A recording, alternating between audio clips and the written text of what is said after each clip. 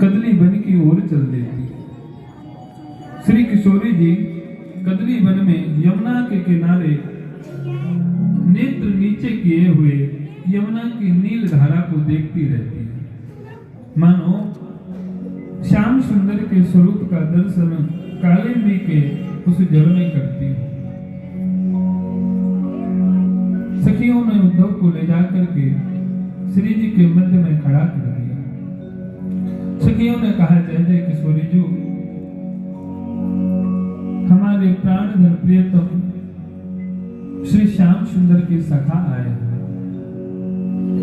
श्री जी ने कहा, ललिते इन्हें आदर दो। जब श्री जी ने कहा आदर दो, तो एक सखी ने अपनी चुनरी को बिछा दिया, कहा उद्धव इस पे बैठ जाए। उद्धव जी संकोच कर रहे हैं। ब्रह्म ज्ञान है ना कि ये स्त्री वर्ण की चुनरी है, मैं इस पे कैसे बैठ जाऊं। तब उसने कहा उद्धव ये चुनरी साधारण नहीं है, ये श्री कृष्ण के प्रेम के अश्रुओं से सनी हुई ये वो चुनरी है कि इस पे एक बार बैठ करके तो देखो। महाराज जैसे उद्धव उस चुनरी पर बैठे, शरीर मानो उद्धव का बैठते ही साथ रोमांचित हो गया। उद्धव के नेत्रों से झरझर झरझर अश्रु कब प्रवाहित हो गए, उद्धव को पता भी नहीं चला। बिना कहे उद्धव के मुख से श्री कृष्ण भगवान का नाम निकलने लग पड़ा। यहाँ पर श्री जी ने एक भंवरे का माध्यम बनाया, इसको भंवर गीत कहते हैं। ये श्री जी के मुख से निकला है, बड़ा दिव्य है और बहुत गहराई है इसमें। समय का अभाव, क्योंकि महाराज अभी हम मथुरा में हैं और जाना हमें द्वारिका है, दूरी काफी है। तो महाराज श्री जी ने भंवरे को माध्यम बनाया। मानो भंवरे को देख करके श्री जी कहती हैं कि ये कार्य भंवरे मतलब जितने होते हैं उद्धव, हमने सब कार्य आजमाए, अर्थात इनकी ये कपट कथा आज की नहीं है, कई युगों से चली आ रही है।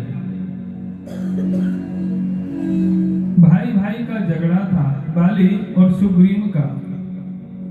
इनको क्या आवश्यकता थी छुपकर बाण मारने की? बाली ने इनका क्या बिगाड़ा था? इन्होंने उसका वध कर दिया। महाराज जिस राजा बलि ने अपना सर्वस्व इन पे निवेदित कर दिया, इन्होंने उसे भी बंदी बना दिया, गरुड़ फांस में बांध दिया। क्या दोष था उस बलि का? बेचारे ने तो सब कुछ लुटा दिया, फिर भी इन्होंने उसे बंदी बना दिया। और महाराज उस सूर्पनखा का क्या दोष था?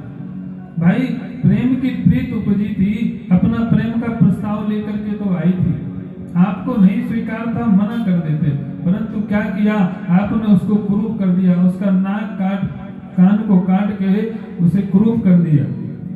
तो सरकार अर्थात उद्धव, ये इनकी कपट कथा आज की नहीं, कई युगों से चली आ रही है।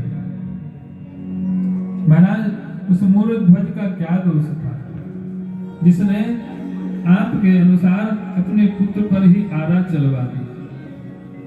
उद्धव हमने सब कार्य आजमाए। उद्धव कहां तक कहें, जैसे एक विद्यार्थी विद्या अध्ययन करके अपना गुरुदेव का त्याग कर देता है, ऐसा त्याग उन्होंने हमें कर दिया। बड़े विस्तार से श्री जी वर्णन करती हैं भंवर गीत का।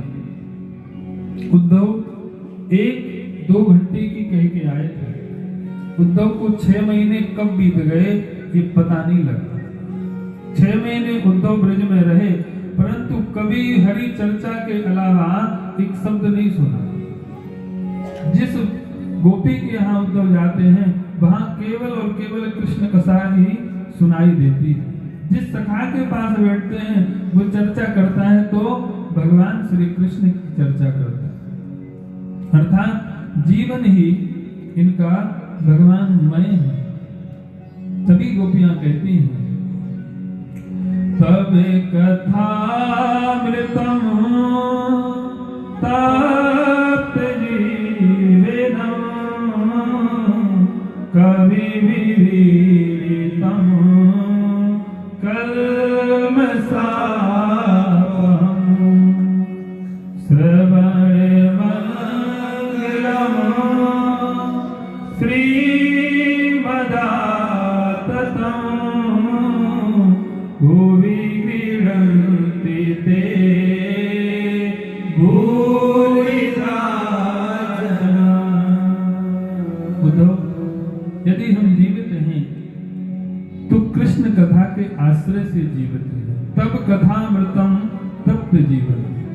सारे ब्रजवासी भगवान की कथाओं का गान करते हैं। उद्धव जी ने कहा कि श्याम सुंदर से हम जाकर के तुम्हारी एक एक बात कहेंगे। विदा लेते समय उद्धव ने ये वाक्य जब कहा तो ब्रज गोपियों ने एक सुर में कहा, उद्धव आप ब्रज की एक भी बात श्याम सुंदर से मत कहें। क्यों? क्योंकि हम उनके वियोग में तड़प सकते हैं, उनके वियोग में प्रेम में रो सकते हैं, परंतु हम ये कभी नहीं चाहेंगे कि हमारे प्रेम में हमारे वियोग के कारण हमारे प्राणधन जीवनधन श्याम सुंदर को कष्ट हो। अर्थात उद्धव, यदि तुमने एक शब्द एक वाक्य में कहा श्याम सुंदर को अतिशय कष्ट होगा और हम ये कभी नहीं चाहेंगे कि हमारे कारण हमारे श्याम सुंदर को कष्ट हो। तो उद्धव, कुशल सेम सब कहना, पर ये यहाँ का वर्णन मत करना। उद्धव जी श्री जी के चरणों में लेट गए। किशोरी जी, मुझे आप इस ब्रज में कोई पशु पक्षी, कोई कीट पतंगा बना दो, कोई लता कोई पता बना दो, अर्थात तो मुझे इस ब्रज से वापस मत जाना, मत भेजो। मुझे इस ब्रज में वास करना है, मुझे इन ब्रज गोपियों की धूल में सरोवर होकर के रहना है, मुझे आप ब्रज से बाहर मत भेजो। श्री जी ने कहा, उद्धव श्याम सुंदर आपकी प्रतीक्षा कर रहे हैं, आपको जाना चाहिए। उद्धव का मन तो नहीं है महाराज, रथ में आरूढ़ हुए और पूरे ब्रज को मानो नमस्कार करते हैं, प्रणाम करते हैं और भगवान उद्धव भगवान की ओर मथुरा चल देते हैं।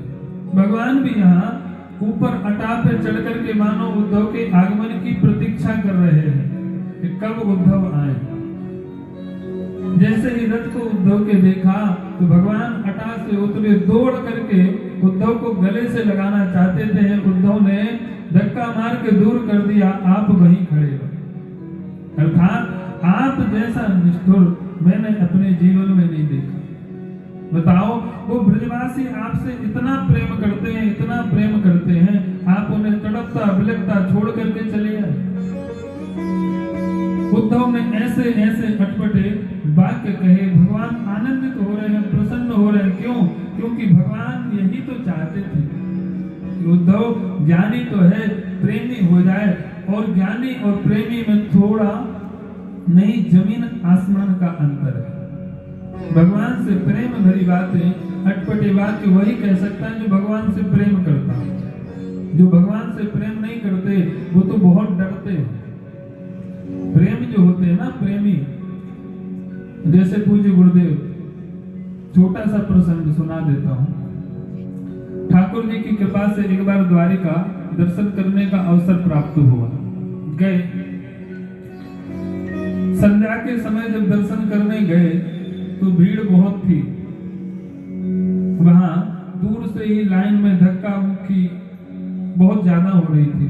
अब ब्रजमंडल तो है नहीं कि महाराज गोसाई जी सब परिचित हैं, आगे ले जाके करा देंगे दर्शन। अर्थात ठाकुर जी भी आनंद ले रहे थे तो कुछ ज्यादा ही धक्के लगे। दर्शन तो हो गया बड़ी मुश्किल से, पर गुरु जी वहां जैसे ही निकले तो वहां से लेके जहां हम लोग विश्राम के लिए रुके थे, वहां तक ठाकुर द्वारकाधीश प्रभु को गालियां दी कि कार्य क्या जरूरत थी इतनी दूर आके बसने की। यहाँ से तो अच्छे हमारे बिहारी जी हैं, जाओ तो दर्शन भी देते, पानी की बीड़ी भी मिलती है, प्रसादी भी मिलती है, यहाँ तो दर्शनों ना हो रहे। खूब मोटी मोटी गाली दे मारे। मानो दूसरे दिन जब पहुंचे तो ऐसा दर्शन हुआ कि मानो खुले होकर के द्वारकाधीश प्रभु हमारे लिए ही बैठे हो। तो भगवान को प्रेमियों की गाली भी बहुत प्रिय लगती है, पर भाव से दो, संबंध से दो, अनुराग से दो। भगवान उद्धव के प्रेम भरे अटपटे शब्द उद्धव कह रहे हैं, प्रेम से सुन रहे हैं।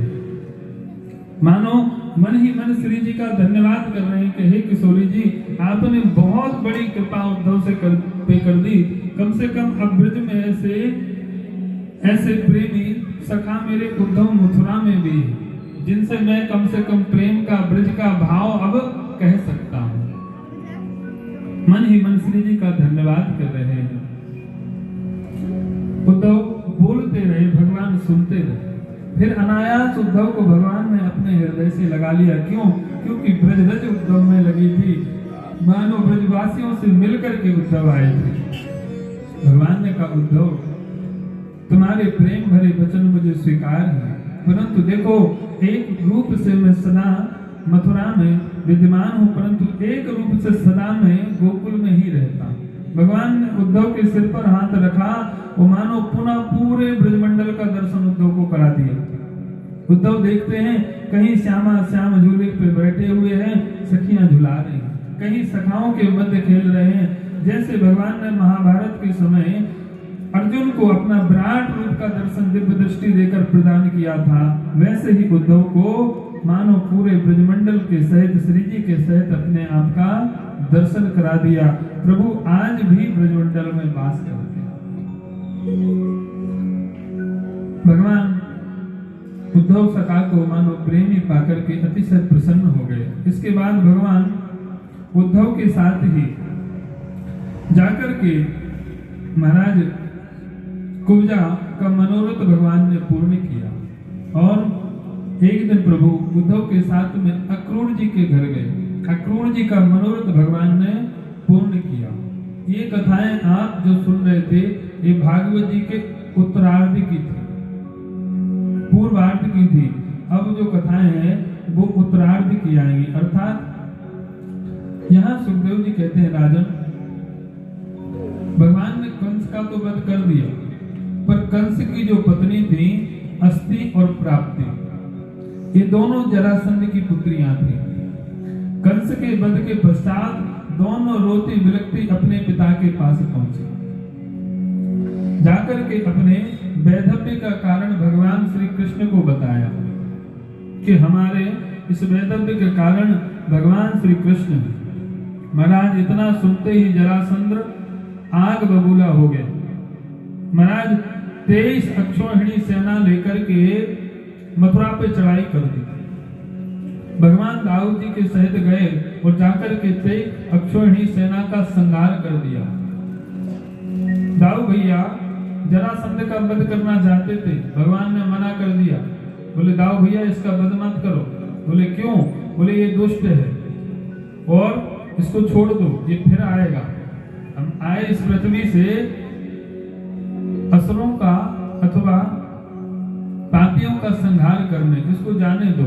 तो महाराज एक बार नहीं 17 बार इसने मथुरा पे चढ़ाई की और कई अक्षौहिणी सेना लेकर के आता है। जितनी बार आया भगवान ने उतनी बार इसको परास्त किया। 18वीं बार अब की बार ये कालियावन नाम के मलेच्छों का जो राजा है उसको लेकर के आया।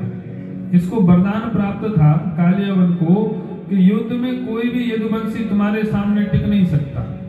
ये बात भगवान ने जब विचार की तो दाऊ भैया से कहा, दाऊ भैया मलेच्छों के राजा कालियावन को भी लेकर के आ रहा है और आपको तो पता ही है कि युद्ध में उसके सामने कोई टिक नहीं सकता यदुवंशी, वरदान है ब्रह्मा जी का।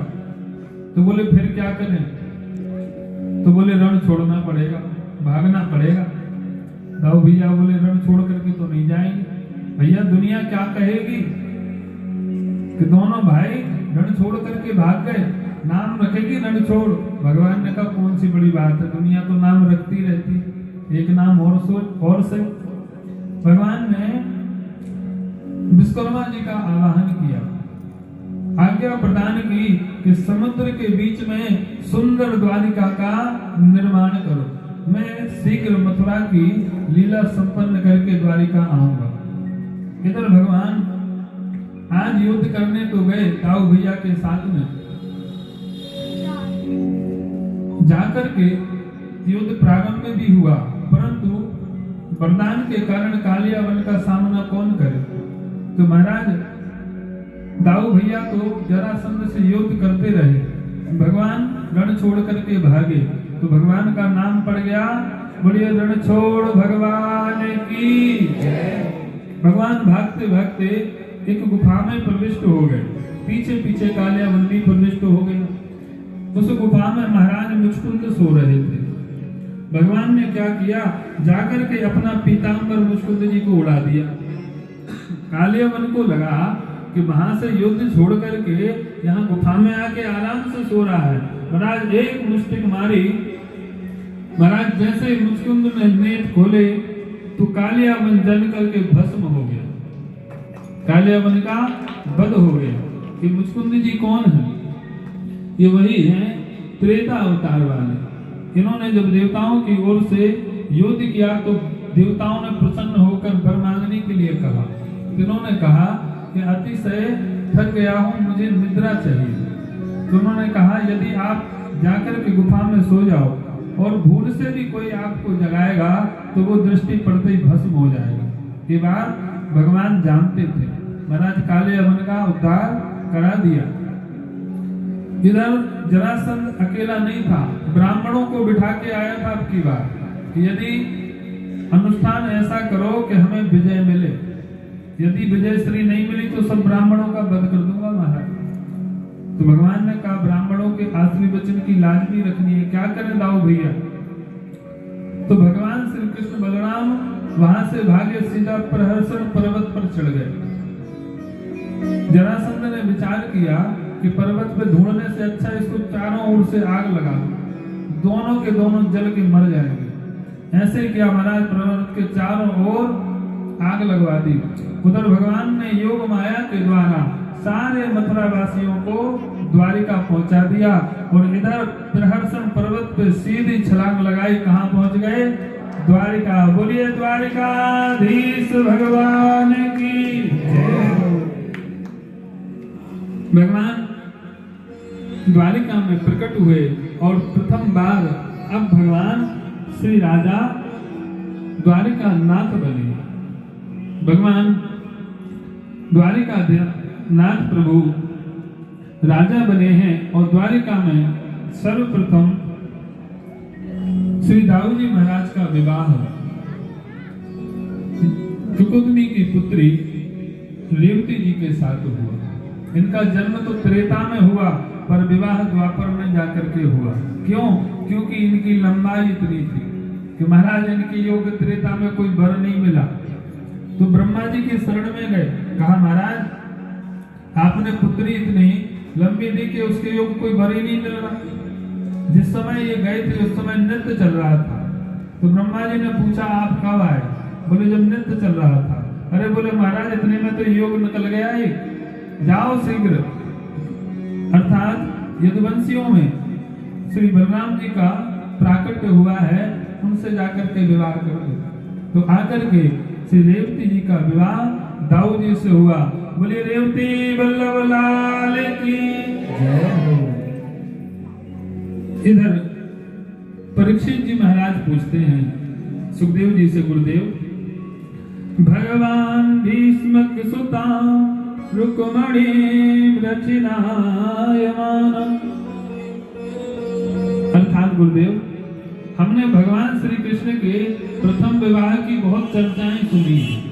हमने सुना है कि प्रभु ने एक प्रथम जो विवाह किया वो राक्षस रीति से किया, अर्थात भगा करके लाए थे। प्रभु क्या है उस विवाह का रहस्य कृपा करके सुनाइए। सुखदेव जी महाराज कहते हैं राजन, राजा शीर भीष्म को नाम विपतिर्महा तस्य पंचाभवन पुत्रा कन्यकै च वरानना। विदर्भ देश यानी कुंडनपुर के राजा महाराज भीष्म इनके 5 पुत्र थे और 1 पुत्री थी। रुक्मांग, रुक्मी, रुक्मबाहु आदि 5 पुत्र थे और जो पुत्री थी उनका नाम रुक्मिणी था। एक दिन महल में देवर्षि नारद जी महाराज पधारे और उन्होंने भगवान श्री द्वारिकानाथ की ऐसी महिमा गाई कि महाराज भीष्मक के मन में ये जिज्ञासा जगी कि महाराज अगर वर्ण हो मेरी पुत्री के लिए तो आज द्वारकाधीश का ही हो। और रुक्मिणी जी के मन में भी यही भाव जगा कि मानो सुनकर के उन्होंने तो उसी समय अपने आप को भगवान के समर्पित कर दिया। भीष्मक जी ने ये प्रस्ताव रखा अपने पुत्रों के समक्ष कि भैया मेरी ऐसी इच्छा है कि रुक्मिणी का विवाह द्वारिकानाथ प्रभु के साथ होना चाहिए। रुक्मी महाराज भगवान से द्वेष करता था, तुरंत खड़ा हो गया कि पिताजी उस रणछोड़ के साथ हम अपनी रुक्मिणी का विवाह कभी नहीं होने देंगे। जब अत्यंत क्रोध में आया तो महाराज भीष्मक ने कहा भाई फिर तू अपने हिसाब से ही देख, अपनी बहन का विवाह करना है। महाराज आज्ञा मान करके ये सीधा गया और जाकर के इसने सिंधु नरेश शिशुपाल से विवाह पक्का कर दिया।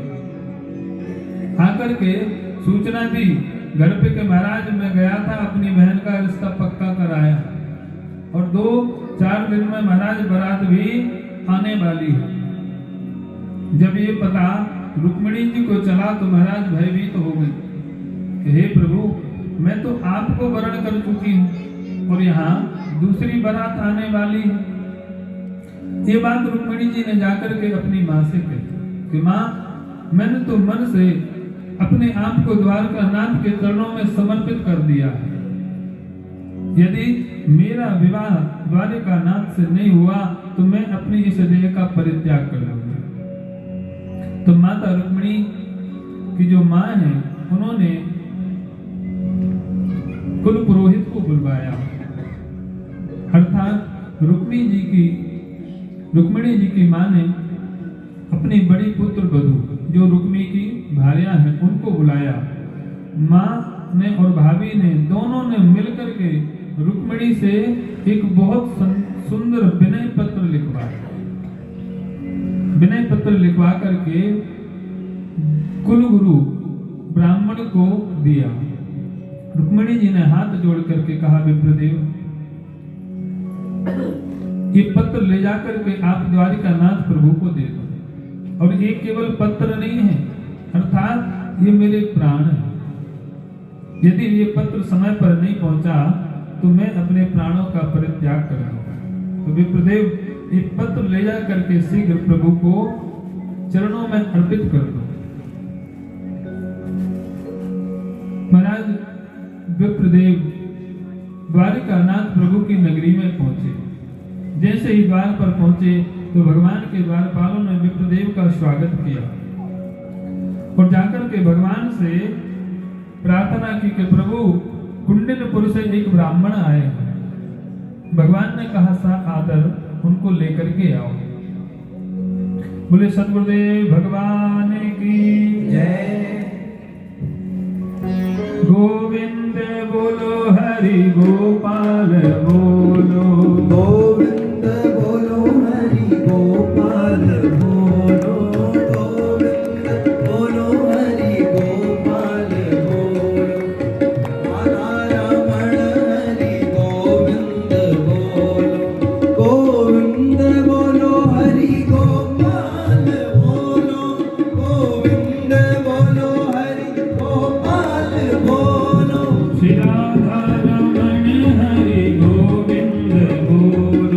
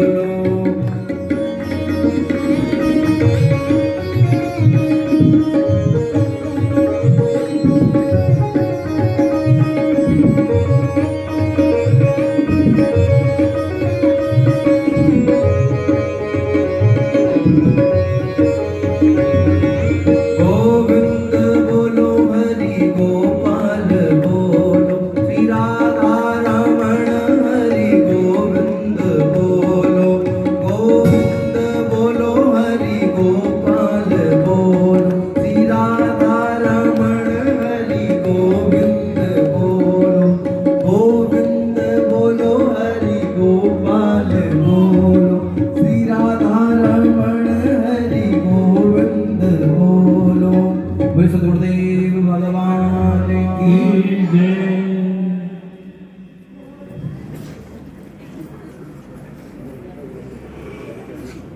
भगवान ने कहा विप्रदेव को बड़े आदर और सम्मान के साथ लेकर के आओ।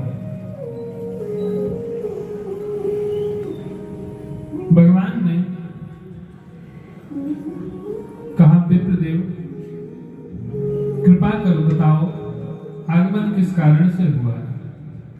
ब्राह्मण ने पत्रिका निकाल करके भगवान के सम्मुख रख दी। भगवान ने कहा विप्रदेव आप स्वयं इस पत्र को खोल करके पढ़ो। क्यों? क्योंकि मैं ब्राह्मणों से किसी प्रकार का पर्दा, किसी प्रकार का भेदभाव नहीं रखता। ब्राह्मण देव ने कहा ये आपके निमित्त पत्रिका है। भगवान ने कहा निश्चिंत होकर पढ़ो। क्यों? क्योंकि ये प्रेम पत्र नहीं है, ये विनय पत्र है। प्रेम पत्र सबके सामने नहीं पढ़ा जा सकता, पर विनय पत्र सबके सामने पढ़ा जा सकता है। और ये कोई साधारण लीला नहीं है, कोई संसार, कोई कलिकाल के प्राणियों की लीला नहीं है कि प्रेम पत्र हो। ये विनय पत्र है, अपना विनय लिखा है। क्या लिखते हैं रुक्मिणी जी? विप्रदेव पढ़ते हैं श्रुत्वा गुणान् भुवन सुंदर तृणवतां ते निर्वेश कर्ण विविरै हरतोऽङ्गतापम् रूपं दृशां दृशिमताम् अखिलार्थलाभम् त्वायच्युता विशति चेत्रमपत्रपम् मे। रुक्मिणी जी लिखती हैं हे प्रभु, कुमार बालिका यदि किसी को कुमार अवस्था में पत्र लिखे तो ये धर्म के विरुद्ध है, परंतु प्रभु मैं क्या करूं? अर्थात श्रुत्वा गुणान् भुवन सुंदर तृणवतांते, जब से हमने नारद जी से आपके मुख से आपकी सुंदरता, आपकी उदारता को सुना है, निर्विश्य कर्ण विवरई, अपने इन कानों से सुना है, तब से हमने मन से मानो आपको वर्ण कर लिया। प्रभु रूपम दृशाम दृश्यमताम मखिलार्थ लाभ। प्रभु अभी इन नेत्रों में एक ही इच्छा है कि आपका दर्शन इन नेत्रों को प्राप्त हो जाए और इन नेत्रों की सार्थकता हो जाए। प्रभु हम जैसी तो न जाने लाखों करोड़ों होगी, पर आपके जैसे तो केवल आप हो। अर्थात भगवान जैसे तो केवल भगवान हो सकते हैं। भगवान ने एक एक करके समस्त भावों को ब्राह्मण ने पत्रिका के भगवान के समक्ष में रखा। भगवान ने विप्रदेव का बड़ा सम्मान किया। पत्र को सुनकर के और सम्मान के बाद भगवान ने कहा विप्रदेव भोजन इत्यादि ग्रहण करो। विप्रदेव ने पूछा भगवान पहले ये बताओ कि आपको पत्र स्वीकार है? भगवान ने कहा भोजन से पत्र का क्या संबंध, आप प्रसाद ग्रहण करो। विप्रदेव ने कहा भगवान हमारे यहाँ ये विधान है, यदि आपको पत्र स्वीकार है तो हमारे यहाँ कन्या के यहाँ से, बेटी के यहाँ से हम जल भी ग्रहण नहीं करते, तो पहले बताओ आपको पत्र स्वीकार है? भगवान ने कहा पत्र मुझे स्वीकार है। ब्राह्मण ने कहा प्रभु फिर तो मुझे आज्ञा प्रदान करो। वहां आपके प्रतीक्षा में रुक्मिणी अतिशय व्याकुल है। विप्रदेव महाराज प्रसन्न हो गए, वापस आकर के महलों में जाकर के रुक्मिणी को ये सूचना दी कि आपके पत्र को द्वारिकानाथ ने स्वीकार कर लिया है। भगवान भी महाराज यहाँ पर पत्र को पाकर के सारी स्थिति समझ गए। क्यों? क्योंकि वहां 3 महीने पहले से ही शिशुपाल आ रखा है, तो देर करना उचित नहीं है। और पत्र में लिखा है कि प्रभु आप सिंह हो, आपके होते हुए यदि कोई गिद्ध भाग को ले जाए तो ये आपकी शान के खिलाफ है। इसलिए भगवान ब्राह्मण को विदा किया और स्वयं महाराज जाने के लिए तत्पर हुए। जैसे ही निकले तो सामने माता अर्थात भाभी रेवती जी आ गई। भाभी को देख करके भगवान थोड़ा संकोच कर रहे हैं। क्यों? क्योंकि भाभी को भगवान माँ का दर्जा देते हैं, माँ मानते हैं। उन्होंने पूछा, जय जय सवारी कहाँ जा रही है? तो महाराज सारा वर्णन भगवान ने भाभी जी के सामने प्रकट कर दिया। भाभी जी ने जब ये सुना कि पत्र आया है कुंडलपुर से, तो पहले थोड़ा आवेश में कहा कि वो हमें पत्र लिखते, हम बड़े धूमधाम से गाजे बाजे से जाकर के वर्ण करके लाते, उनकी सौभाग्य की गरज पड़ती तो हमें बुलाती। भगवान ने कहा, भाभी जो वहां की परिस्थिति ऐसी है, वहां पर 3 महीने से महाराज शिशुपाल पहुंचा हुआ है। मानो वो मेरी प्रतीक्षा में अगर मैं नहीं पहुंचा तो अनर्थ हो जाएगा। भगवान भाभी जी से कहकर महाराज रथ पर आरूढ़ हुए और सारथी कोई नहीं है, स्वयं सारथी हैं। सारथी बन करके कुंडलपुर की ओर चलने लग पड़े। रथ में सवार प्रभु कहाँ जा रहे हैं? रुक्मिणी जी को लेने के लिए जा रहे हैं। प्रभु लाए रुक्मिणी हरि के धन्य